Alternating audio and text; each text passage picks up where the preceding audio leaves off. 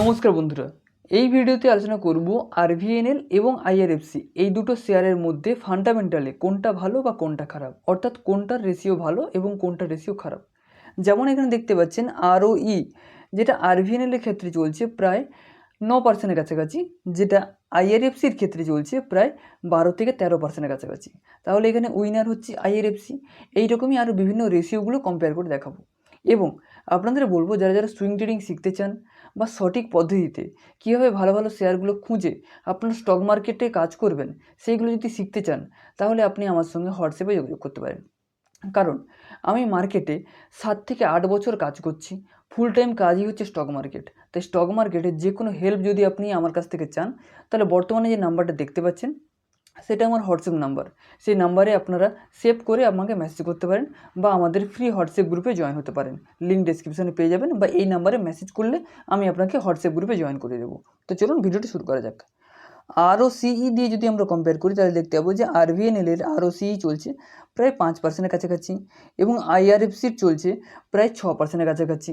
তাহলে এই দুটো রেশিওতে কিন্তু আইআরএফসি উইনার। এবং পিই রেশিওটা কি, যে ভ্যালুয়েশন। পিই রেশিও যত কম হবে তত ভালো। এখানে আরভিএনএলের ক্ষেত্রে চলছে 61% এবং আইআরএফসির ক্ষেত্রে চলছে প্রায় 18%। তাহলে এক্ষেত্রেও কিন্তু আইআরএফসি বেটার আরভিএনএলের ক্ষেত্রে।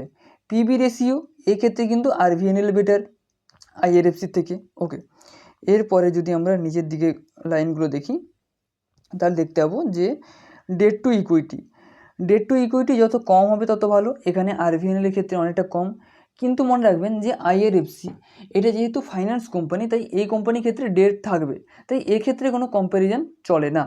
ওকে, তো এটাকে আমি কেটে দিলাম। এরপরে ডিভিডেন্ড ইল্ড বলতে কি, কোন কোম্পানি কত ডিভিডেন্ড দেয়।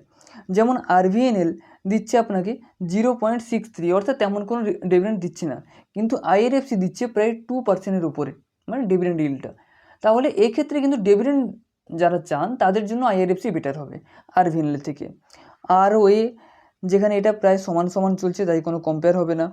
এরপরে আমরা দেখবো যে কোম্পানি ইপিএস যদি আমরা দেখি তাহলে দেখতে পাবো যে এখানে চলছে প্রায় 6, এখানে চলছে 5, তাহলে এদিকে কিন্তু আরভিএনএল বেটার হবে।